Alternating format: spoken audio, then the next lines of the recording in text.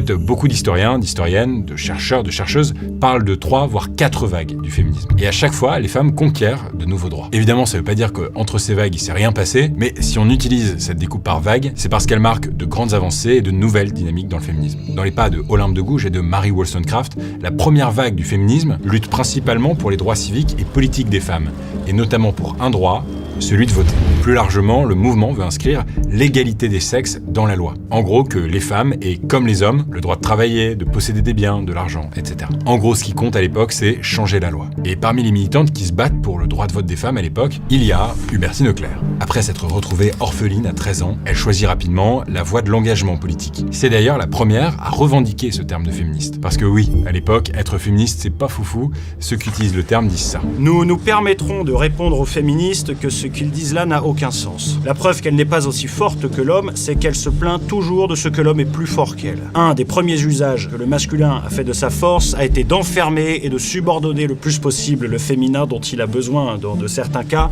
s'étant aperçu qu'il lui coûte cher à lui, masculin, quand ce féminin est en liberté.